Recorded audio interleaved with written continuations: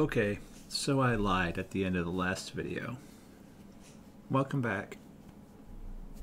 Today we are prepping the rear deck.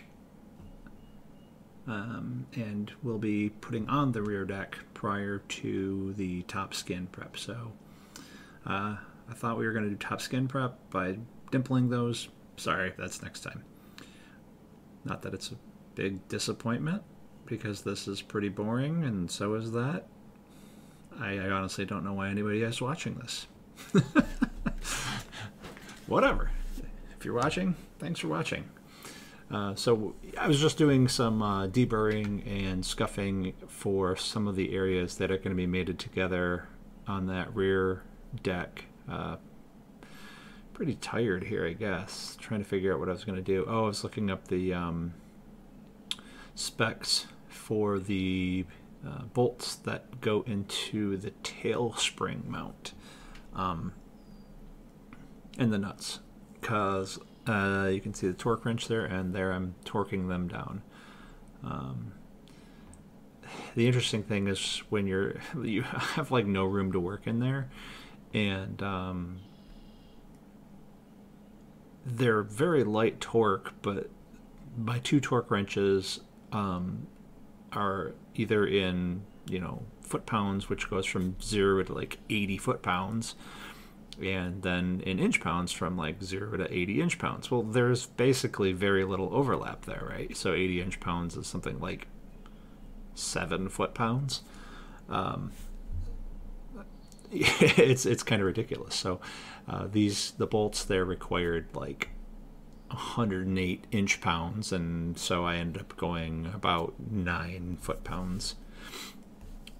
I think it was like 8.5, 9 foot-pounds, but that's really, really precise. It's within the tolerances of the nut that I was more concerned with about over torquing. The issue is because they need more torque because they're lock nuts. Anyway, so used a 12-inch drill bit here to match drill the support bracket for the rear horizontal stabilizer mount.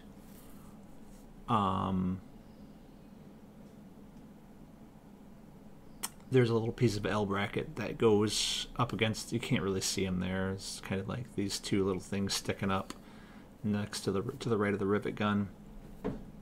They need support tied to the rear deck.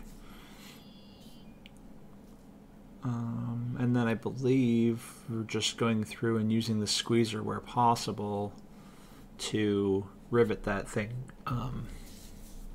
in place. There were a couple of places that in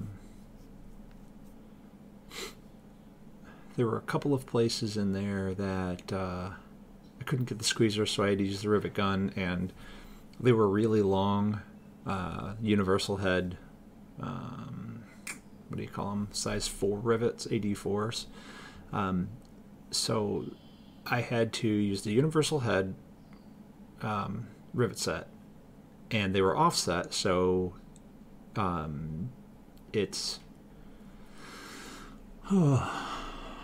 the pressure that the gun puts out, the amount of force that the gun puts into the rivet decreases when you use the offset rivet set, because it's bent and it's not, it's not a straight driving force. There's forces that go sideways. As much of it as can go, into the rivet head, but a lot of it does go out to the side. So, I'm driving these rivets pretty damn hard and using a lot more pressure to set a rivet that you would usually think would set pretty easily. So I don't really like doing that, because the more pressure you add on the gun, as far as air pressure, the more out of control it can get. So I did get a straight 7.5 inch universal head rivet set for the rivet gun. That'll probably be here in a couple of days, because I have a feeling I'm going to need it in places on the wings, and I don't want to F that stuff up. So we'll just, you know, buy the $12 tool that might help the situation. So I'm sorry I didn't position the camera very well for this process. I probably should have put it on the shelf up there to the right so you could see what I was doing. I just kind of wasn't thinking this morning when I did this, but pretty soon we'll see the results of all of it. And definitely in the next video we get into prepping the top skin, and then my friend David comes over and we rivet it all together. So we'll see what I can fit in the next video, but this tail cone is nearly done. Thanks for coming by. See you next time.